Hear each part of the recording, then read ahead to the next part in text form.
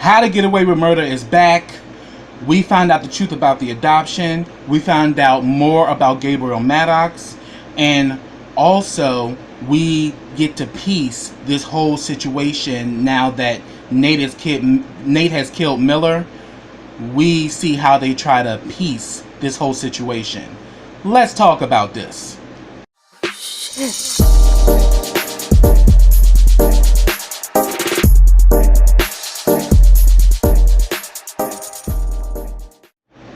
Hey, what's up everybody? Welcome back to KRS TV. This is your boy Kenny, and this is How to Get Away with Murder, Season 5, Episode 9 and 10.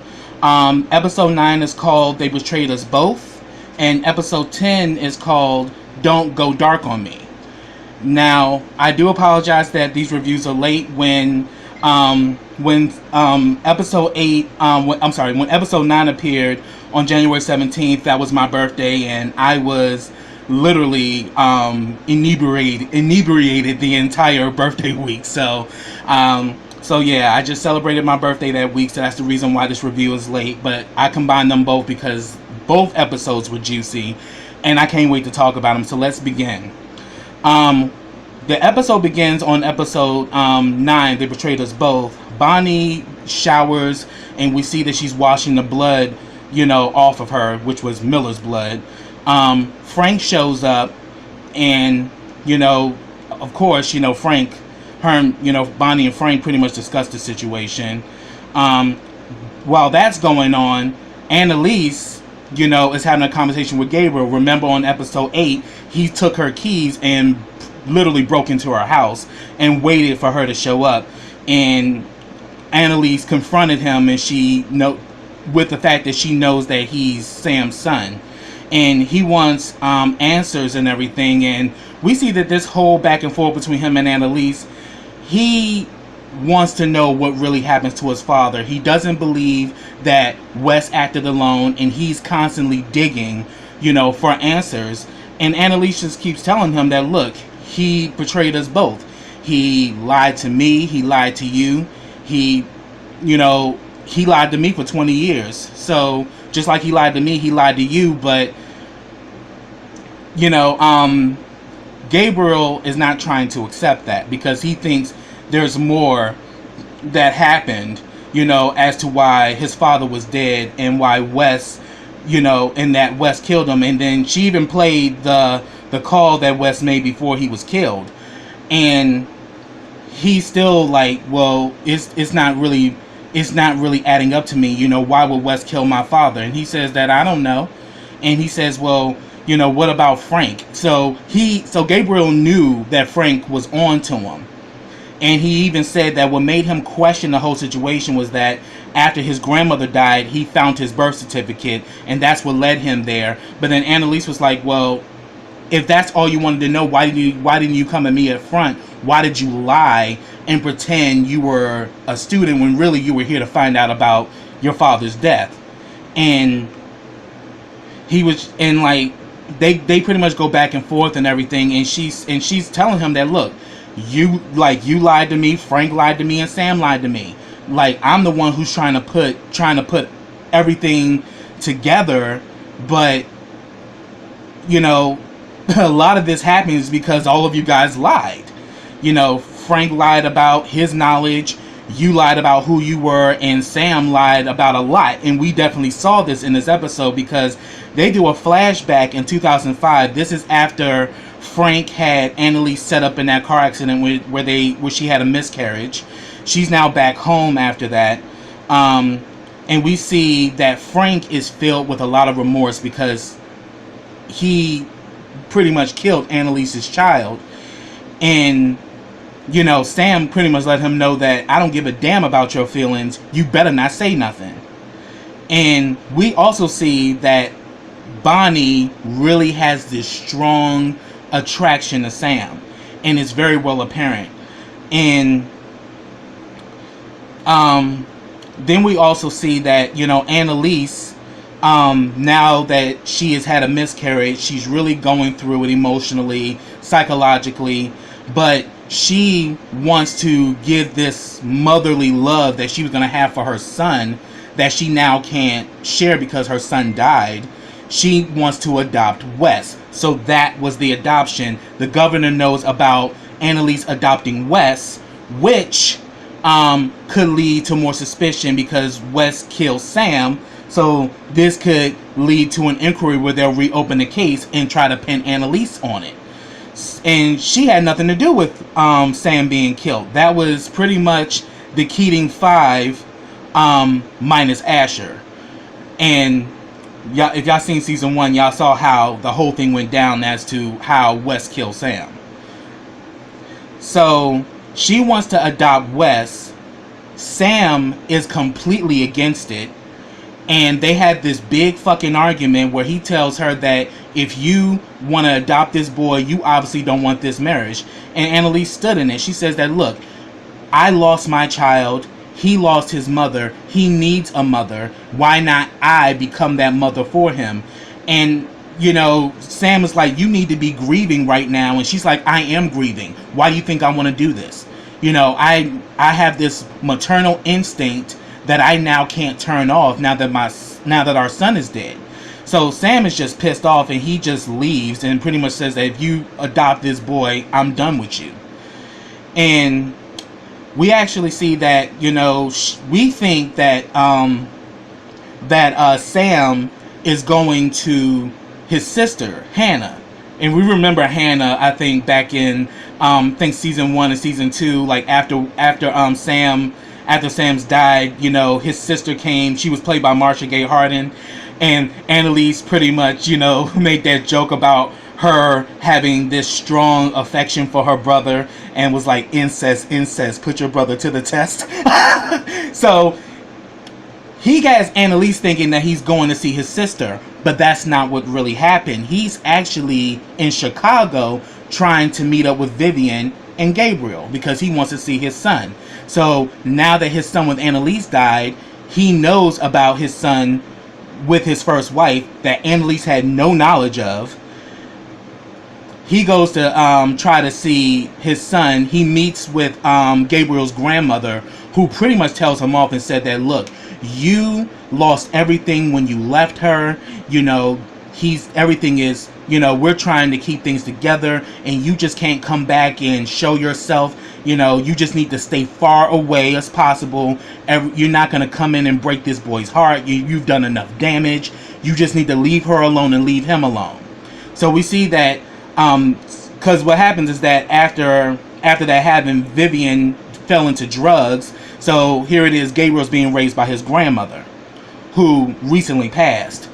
And after the grandmother shuts the door on Sam, we see young Gabriel come up, and they have somewhat of a connection because Gabriel had a Chicago's Bull basketball, and he says, so you like the Bulls? And he was like, yeah.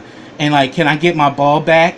But you can just tell, even though without much words, there was a connection there. And we're thinking Gabriel probably has no idea who this man is. But I think he picks it up because as soon as he knocks on the door and his grandmother opens it, she rushes him into the house. So I think Gabriel, you know, we've come to find out later on that he knew that that was his father, even though they barely spoke 2 words to each other. So you got that going on. Then we see also at this time, now that Sam has left, we see that Bonnie has grown very close to Frank. You know, he knows about her affections for Sam, and he's like, shoot, you ain't the first one that had an attraction to their therapist. You know, because he was the one who started to mentor Bonnie, you know, after her situation.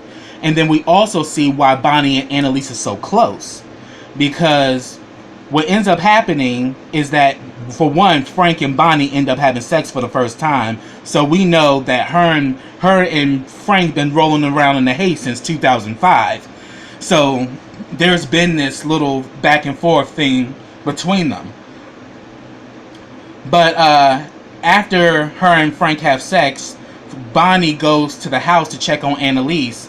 Annalise is literally is pouring breast milk in the toilet, and she gets a call about the adoption. Because how Sam found out about it was because she put in for the adoption. They called Sam wanting his information, and he was pissed because she made this decision without even talking to him. But the Department of Child Services calls Annalise, and the next thing you know, we see Annalise is on the floor and she's unconscious, and she's taking an overdose of pills. Bonnie finds her and, you know, helps to pump her stomach and everything, and, you know, she actually revives her. And we come to find out the reason why Annalise tried to kill herself was because the adoption wasn't going to happen. Wes ended up getting adopted by another family. But now we know why Annalise started drinking again, because this adoption, the fact that the governor knew about it, that's what put Annalise back on the vodka. So her and Bonnie and her actually have a moment, and while that's going on, Frank gets a knock on the door, and he gets, you know, some info, because we see before Sam leaves for Chicago, he sends this long email to his ex-wife Vivian. We come to find out what that letter was about. Meantime, in present day, the Keating crew are all together at the house. Connor and Oliver are about to have their wedding night, but that gets ruined because Asher's calling, and Connor is mad as shit at Asher because, you know, Asher was snacking on his mama up in the parking lot. And then Michaela calls, so that's when they knew, oh, something's up. So they all come downstairs. You know, they find out that Laurel knew about Gabriel and that she didn't say anything to them. And then they're all putting all this stuff together that something ain't right. And then they call Frank to ask what's going on, what happened to Gabriel, where is he, we haven't heard nothing from him. And then Michaela mentions that there was blood on Bonnie's leg at the wedding, so something ain't right. And, you know, Frank was like, look, y'all just came from a wedding, he's probably inebriated and he's sleeping it off, y'all should do the same, you know, quit with all your damn conspiracy theories and chill the fuck out. And then Oliver's ass makes a joke like, well, hey, if Gabriel is dead, then that means everything will be quiet. And I'm like, here we go again with Olive Oil and her antics. But then Connor and Oliver have a moment where he confesses to Connor that when he danced with Connor's father, his father told him that he needed to protect him from his own worst instincts. And then he's saying that, but I think I have the same problem, because here it is, I'm joking about Gabriel being dead. When did I ever start doing that shit? I'm like, good question, Oliver, aka Olive Oil. But then Connor was like, well, we need to protect each other. And I said that they are perfectly matched because they both had the same problem. They allow their worst instincts to get to the best of them, and we definitely think that with Connor when old boy called them faggots and he beat old boy down. And this was before the wedding, you know. So we see that going on, and they're all putting things together. And then they also, the crew, they're talking about, now that they know the truth about Gabriel being Sam's son, they're saying, why is he back? Why hasn't he told us this? Maybe he's trying to get them to reopen the case. Well, they said that case is sealed. He can't do that, you know. And then Asher was like, well, that's not going to happen because Miller. He's like, dude, you just started working with Miller. You ain't got that kind of pull. And he's like, no, it's not because of me. It's because of Bonnie. Bonnie and Miller are dating, so she's going to make sure that we're going to be protected. Miller is not going to look back into this case. But later on, we find out some more. And we find this out in the next episode, and I'm going to talk about that. So here it is. You know, Frank, you know, after him and Bonnie had sex, he gets a knock on the door and he gets some information. Finally, Sam comes back home. He immediately tells Sam, whatever this shit you got going on with your ex-wife, it's dead. Bury it. Don't go back there. You need to take your ass upstairs to your wife. Your wife is grieving. She needs you. She's falling apart. And you need to cut the bullshit. And I was so happy to see Frank flip the script on Sam, because Sam is an evil bastard. Like, you knew that this son of a bitch almost had your wife and baby killed, but you wanted to keep it quiet. And here it is, you know, Frank is falling apart, and you telling him you don't give a shit. You better not tell Annalise nothing. But then when he found out that Sam had some shit that while she's upstairs grieving, wanting to adopt a child, you going back to your ex-wife, trying to patch things up with her and trying to claim the son that you left. So that's why Sam came back, and why they didn't divorce was because Frank called his bluff and was like, yeah, I know about your shit. You need to take your ass upstairs and be there for your wife and stop the bullshit. She's grieving and she needs you. So we see that's what brought Sam and Annalise back together. We come to find out the person who knocked on Frank's door and gave him that information was Eve. Y'all remember Eve? That was, you know, Annalise's very close friend, as well as, you know, part-time girlfriend, you know, one of her personal love interests. I mean, when Eve and Annalise come together, the attraction and the passion is just evident. But then we see towards the end of the episode, that same letter that Frank knew back in 2005, Annalise now finds out in present day, because Eve stops by and gives Annalise that information and pretty much tells her he never deserved you, Annalise. So she now knows beyond a shadow of a doubt that Sam never loved her. And that because in that letter, he is professing his guilt, but also that he still loves Vivian. And his plot was that he was going to leave Annalise grieving in tow and try to rekindle his relationship with Vivian. But little did he know, Vivian was strung out and he was being raised by his grandmother. So that was the tea. And then we also see that Gabriel, after talking with Annalise and hearing all this information about Sam's case, we still see that he's actually emotional, thinking about the time that he met Sam. Even though it was brief, he knew that white man that he met in the hallway was his daddy. So then he calls somebody and says that, look, they found out who I am. We need to regroup and figure out how we're going to proceed from this. I'm thinking, who the hell is he talking to? Is his mother in on this? Or is he talking to the governor? Who's he talking to? And who knows who he is? You know, who knew Gabriel's identity, you know, out, you know, because obviously somebody knew who the fuck he was, but nobody in the crew knew. Not even, you know, Frank knew. But outside of Frank, who knew who Gabriel was? We find that out in episode 10 as well. So we saw all that go on.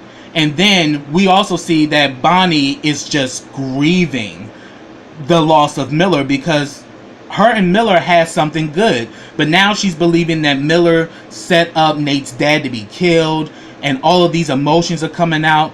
And Frank even told her that, look, I seen how that man was with you. You don't fake no shit like that. So even he admits that he believes that Miller really loved Bonnie. But personally, I think Miller's innocent, and I think even more in episode 10 it's revealed how that Miller was innocent. But we see that Nate still has Miller's phone, so he calls Bonnie, you know, from Miller's phone, and they talk, and he pretty much says that, look, you know, this is our alibi. This is the last time you two spoke. So they already are setting up an alibi. You know, he done already ditched his body. And like Frank is now in on it, and Frank goes to get Nate. Nate comes back, and he pretty much tells Bonnie, this one's on me. He was not going to survive that brutal beating. You put him out of his misery. So this kill is not on you, it's on me. I'm like, I have to agree, it is on you. Bonnie did Miller a service by smothering him so that he couldn't feel any more pain, because that man was bleeding out profusely to the point where he was beating Miller so bad that blood was gushing up. So Miller wasn't gonna survive that shit. So yeah, that kill is on Nate all day, every day. So we find out all of that going on. So that's what I have for episode 9. If I missed anything, put it down in the comments. I'd be more than happy to talk to you about it. Now, let's talk about episode 10. Don't Go Dark on Me. We already see firsthand, this is the aftermath of everything that happened at the wedding. We see that the blood is still on the snow where Miller was beaten to death by Nate. And the first scene, we get Connor and Asher. You know, they're trying to overhear Gabriel because they now know the truth that Gabriel is Sam's son. And, you know, immediately there's still some tension between Connor and Asher because Connor is still mad that Asher was snacking on, you know, his mother up in the parking lot at the wedding reception. And Connor immediately was like, don't tell me nothing about my mother. So if anything, Asher, you lucky because we know how Connor gets. Connor was going to beat Asher's ass. So Asher left it alone. So they go to over here to see what's going on with Gabriel. We see that Gabriel's next door is working out and he's watching this sermon. We see that Oliver and Michaela are talking because now they are, you know, Michaela is trying to still file this wrongful death suit for Nate Sr. And pretty much,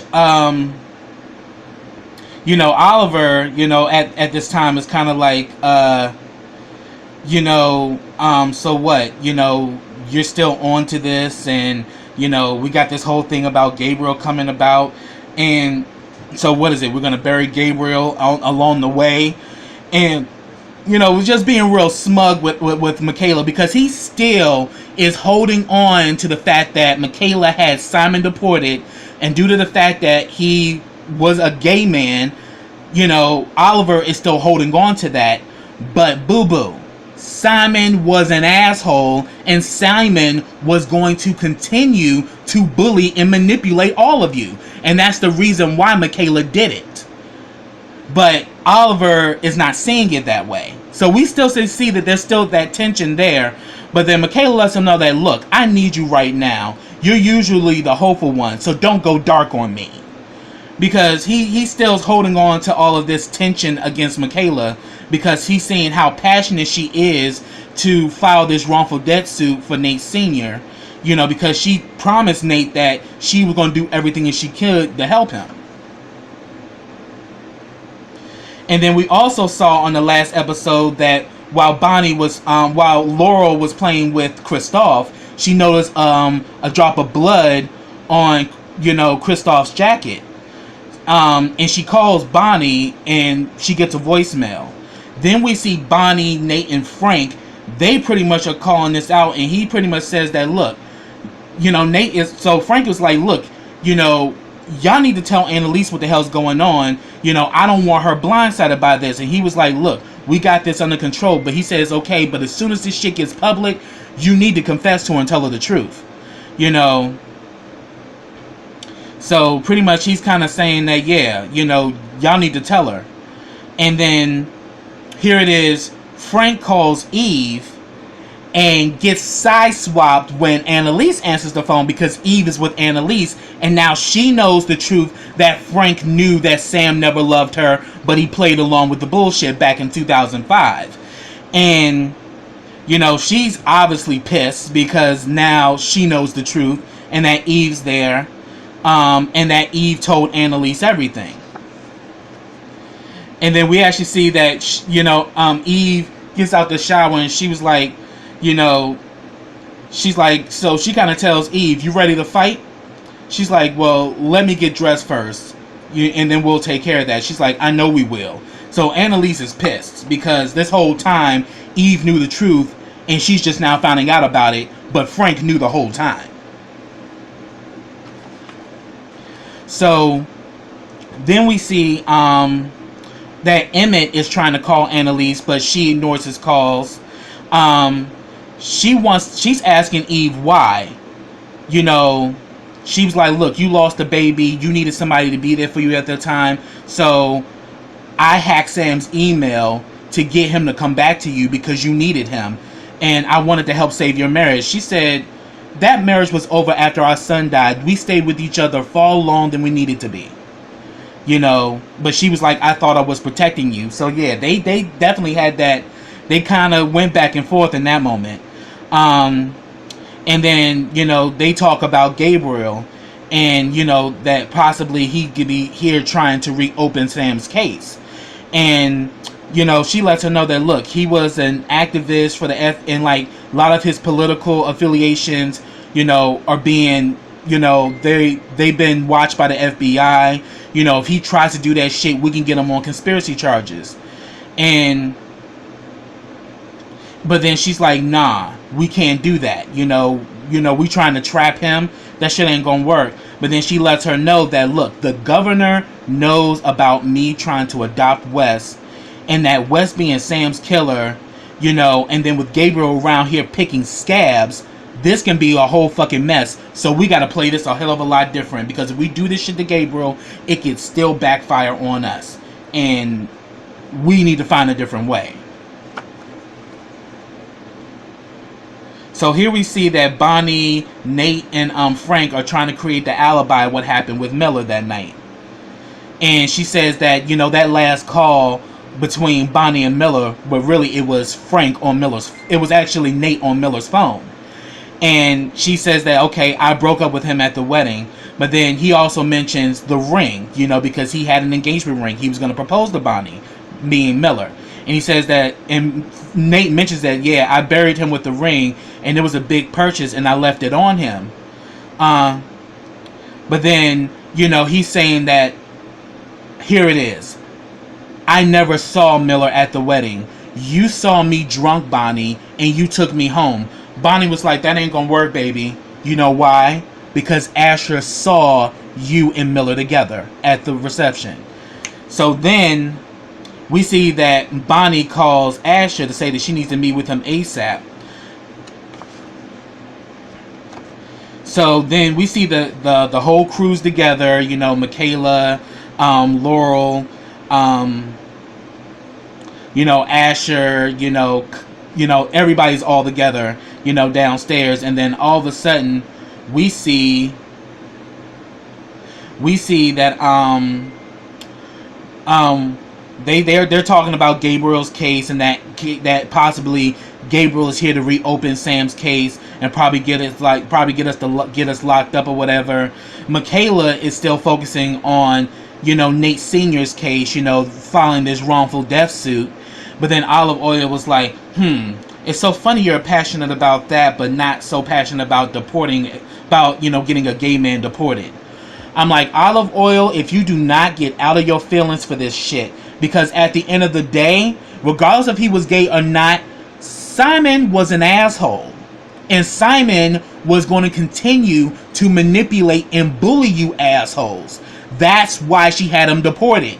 Because Simon was a fucking snake. Simon wasn't a nice guy. The only person that Simon was nice to was Oliver's ass, and that's only because he was in love with Oliver. But everybody else he treated like shit, even your husband. So I'm like, Olive Oil, you need to get your priorities straight and get out your fucking feelings. I understand you feel this way because he was a member of the LGBTQ community, but he was a member of the LGBTQ community, but he was going to bring hell to you guys if he stayed in the US, because he was going to continue to manipulate and play you guys and will constantly hold shit over your heads. That's why Michaela pulled down the gauntlet and got his ass deported.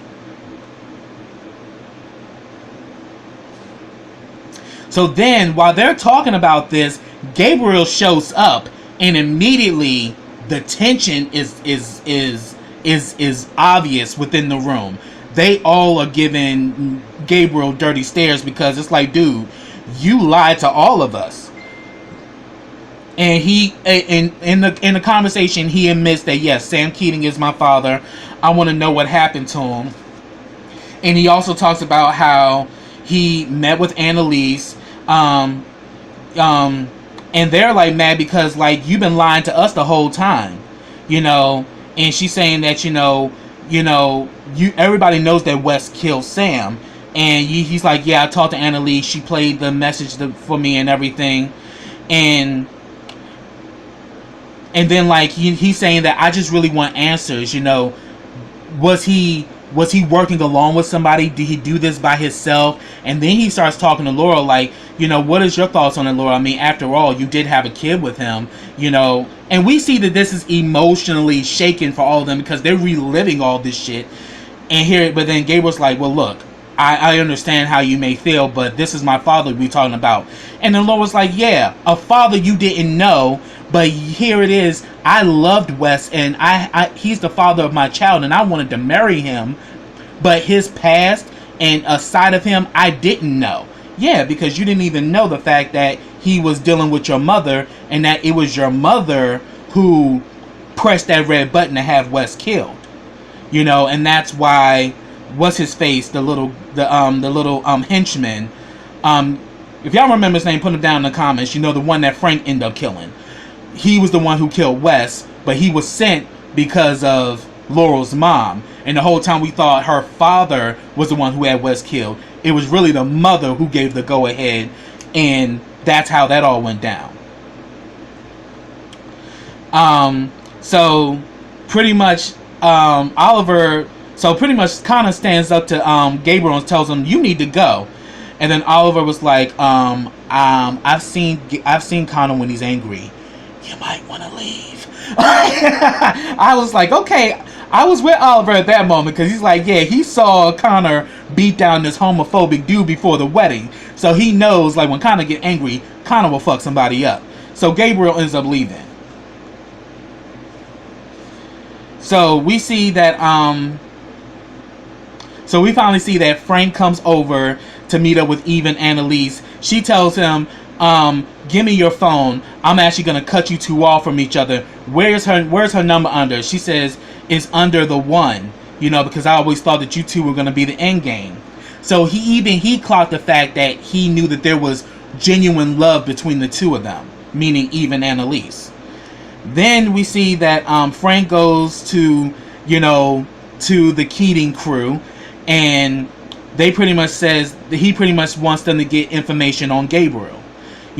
Find something on him that we can use to prevent Gabriel from doing anything, like as far as trying to get the case reopened and trying to reawaken old wounds. So we need to find dirt on his mom. We need to find something on him to keep him at bay. So Oliver was like, well, can I actually get hooked up with the spy cam? And Frank was like, absolutely not. But then Michaela was like, if you tell him no, he's just gonna hack it and he'll find out anyway, so you might as well just let him do it. And he actually obliges.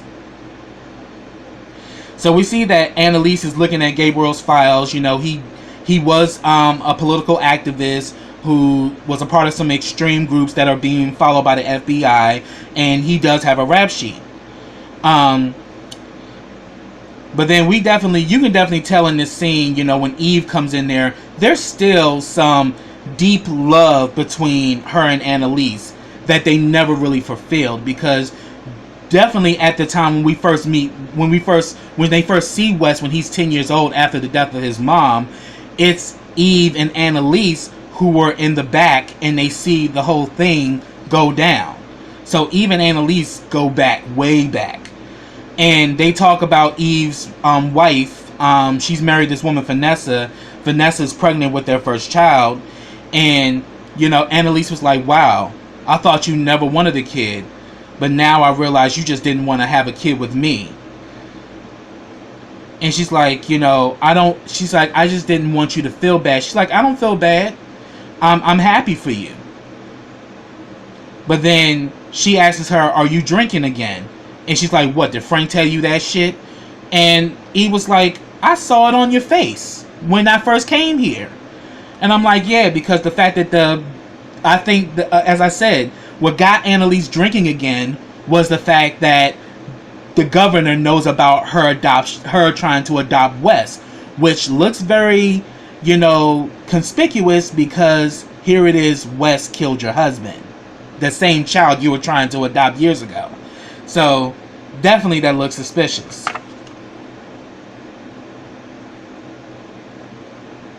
And then they kind of go back and forth, and and she was saying that, look, you know, and Eve kind of tells Annalise that, look, life is hard. I understand that, but you got to make better choices and take responsibility instead of staying unhappy. And Annalise tells her, like, there's ice cream in the freezer. You can have it if you want. And goes back to her damn room, like, because all this stuff is kind of like coming at Annalise. Honestly, I understand why Annalise is drinking. That's a lot to deal with. And especially that things from the past is now coming back to haunt you in your present. That's a lot to swallow. Forgive me for sweating, y'all. It's hot in here. But anyway, I'm going to give you this review because I love this show. Then we see that finally Asher comes over Bonnie's house.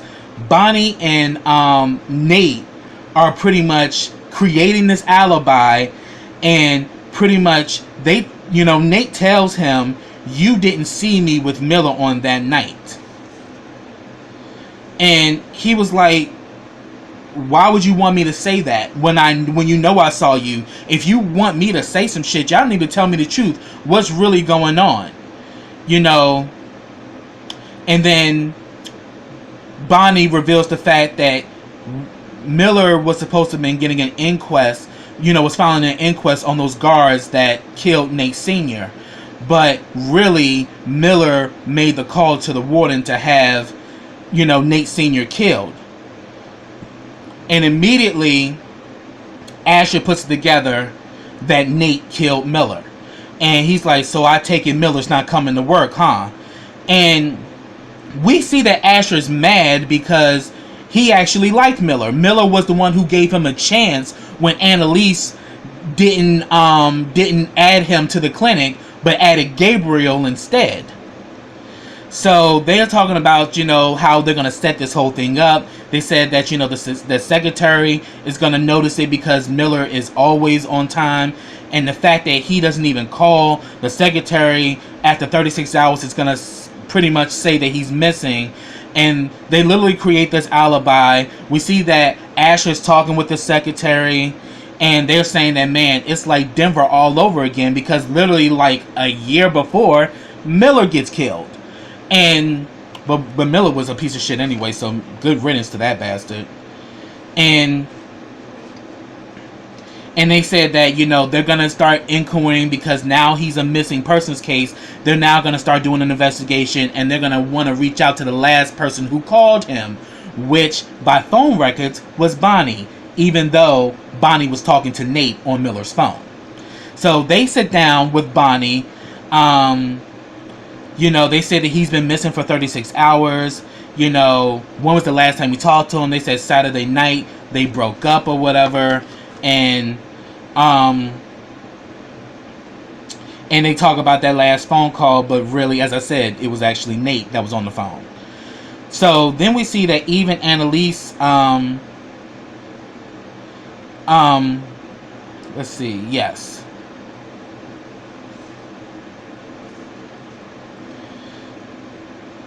So then we see that Eve and Annalise have a conversation. And she pretty much says that, she's about to be heading back soon or whatever.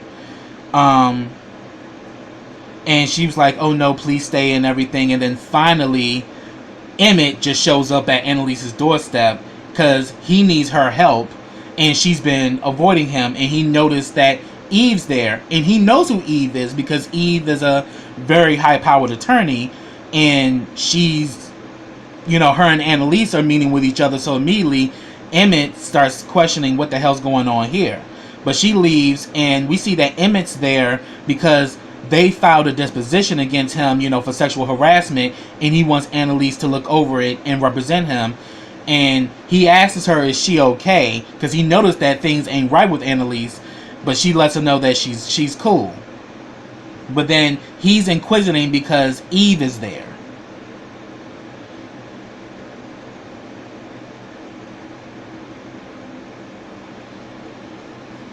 So then we see that Emmett talks to Tegan, and he's asking about Eve. Why is she there with Annalise or whatever? And And like, why is she there? She's like, I have no idea. But now both of them are questioning why Eve is around. But they definitely know that they were friends. They both went to Harvard together. But they don't want to. They want to know why she's there now. So that definitely comes back to play later. So then we see that Asher and Michaela, Michaela is still trying to get this wrongful death suit on Nate Sr. Asher's kind of like saying that, look, why are you still trying to pursue this? Let this go. And we know that Asher knows the truth, and we can definitely tell that Michaela is picking up on Asher's body language, that he knows something that he's not sharing. But then she was like, well, fine, if you ain't gonna talk to Miller, I'm gonna ask Bonnie. He was like, look, just leave this alone, okay? Just not bother this. I got this under control. Don't worry. Just leave it alone. So the fact that he was so uneasy with Michaela picked up on that shit, and it comes back to play later. So then we see Oliver, Laurel, and Connor are back at the house. They're watching Gabriel because now they got access to the spy cam, which Frank set up a video recording in Gabriel's house to watch everything Gabriel does. And like, while that's going on, we see that Connor and Laurel have a conversation, and they're talking about Kristoff and Wes, and he pretty much says that we're gonna tell. He's like, what am I gonna tell Kristoff about Wes once he starts asking about his father? And she says, tell him the truth, that he was a superhero, and that without him, we will all be in jail right now. So Wes saved us, and that his father's a superhero. So tell him that. And I thought that was really cool because Connor was the main person that gave Wes a lot of grief, but he now realizes that Wes paid the ultimate price for their freedom. So then we see that Nate is still handing out ass whoopings because we see that he beat the shit out of Miller. We see that he finds one of the officers that shot his father, Officer Wagner. He catches his ass in the parking lot, and Nate proceeds to whoop his ass. And I'm like, damn, Nate just giving everybody ass whoopings who had a connection to Nate Sr.'s death. I ain't mad at him, but Nate, you digging a big hole for your damn self, because obviously you just on some shit. So then after that fact, we see that the detectives go up to meet up with Nate. They know about him attacking, the officer, about, about his father or whatever, and he knows that his hands are bruised, and they pretty much says that, you're definitely, one of the first suspects, because Frank even said, you're gonna be the first suspect once all this stuff comes out. They're gonna think it was you. So they was right on that, and then due to the fact that he beat up the prison guard, that's what got him put in front of those detectives. And that they said that Miller, asked for an inquest, and you still have all this grief because of your father's death. How do we know you didn't, go off on Miller or whatever? And he was saying that, first of all, how do you know the guards aren't behind this? And it was like, oh, funny that you would blame the guards because these guards were the ones who killed your father. He was like, no, Miller followed an inquest on these guards, and then all of a sudden now Miller shows up missing. You don't find that odd? I'm like, Nate, you better play that shit. You better play it to the T. And I was here for it because he got a good point. Like, he filed an inquest into these guards, and then all of a sudden he shows up missing. How do you know that the guards didn't have something to do with Miller disappearing? So I thought that was cool. But then we see that so then we see that Eve and Annalise have a moment.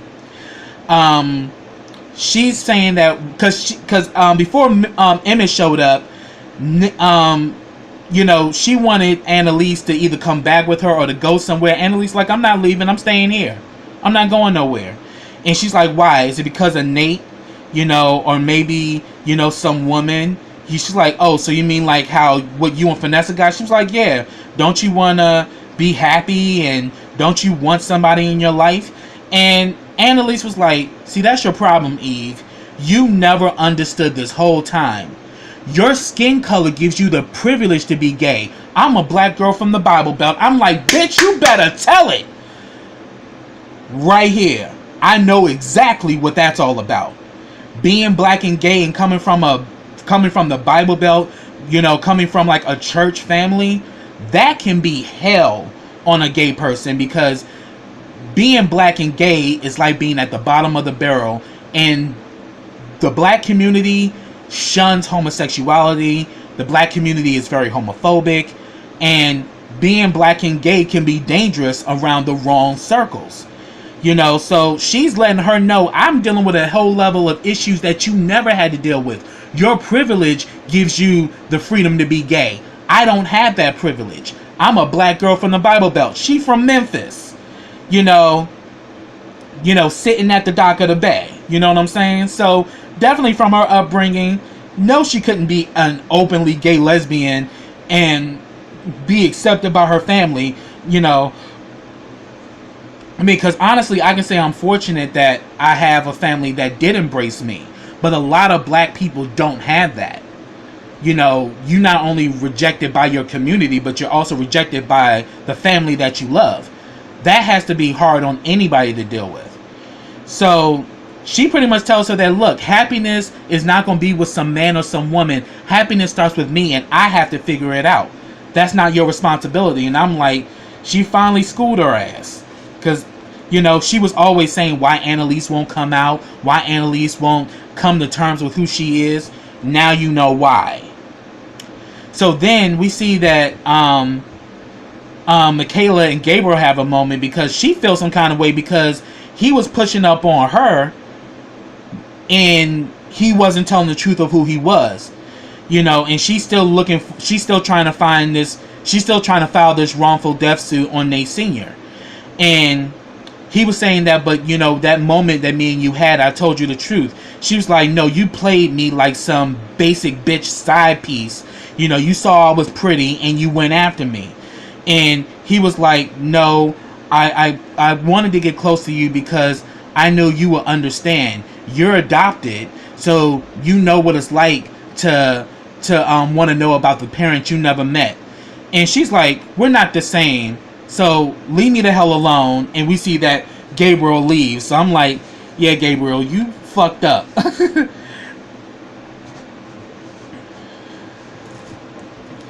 So we see that Michaela calls Nate, talking about his dad's case, because she gets his voicemail. Then we see that Asher is talking to the secretary. Now this is where the shit starts to brew, because she was saying that, yeah, I remember, him being so damn mad because his phone kept going dead because he had a really bad battery in his phone. His phone wouldn't stay charged. So Asher was like, well, did you get him a new battery? She was like, no, he decided to wait for an upgrade. So therefore it's like, they're hoping, because there's still a missing persons thing against Miller, and they're hoping that he's coming back.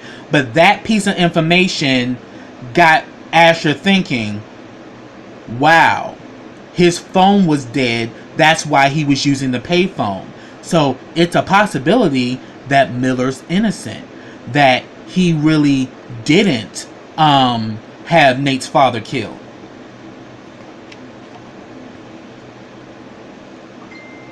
So then we see that while Nate's walking down the hall at the DA's office, he listens to his phone and knows that Michaela left him a message.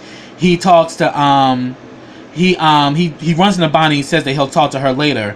Then Bonnie runs into Asher, and Asher tells Bonnie Miller's phone kept dying. That's why he was using the payphone, because his phone was dead. So Nate could be wrong. And Bonnie was like, look, I know you don't want to see that Miller was the bad guy.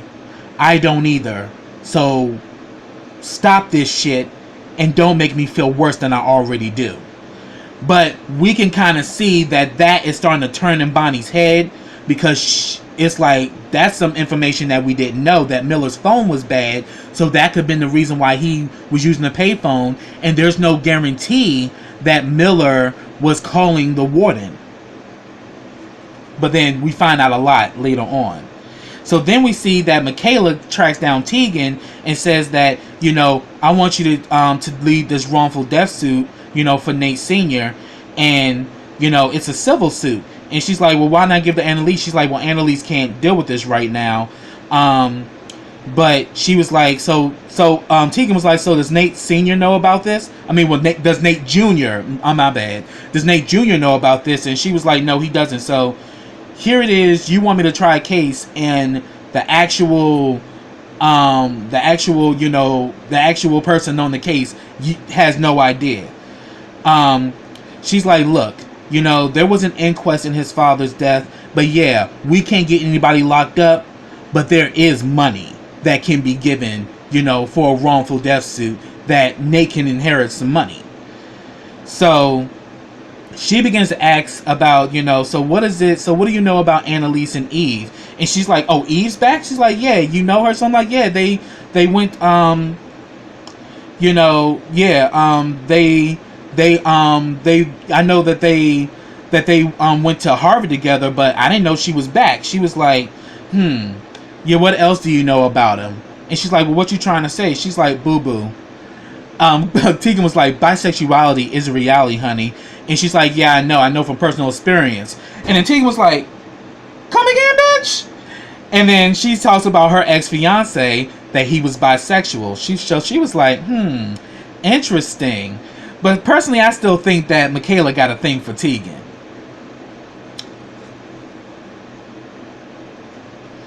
So then we see that Bonnie is at her desk. She's looking at all these post-it notes that Miller used to give her, and she's crying because it's obvious Miller really loved her, and she's never had that. And she's breaking down because she really loved him too. But then here it is, she's been presented with that information that Miller had Nate Sr. Murdered. But her talking to Asher, as I said, got her wheels turning, because next we see her talking to Seth.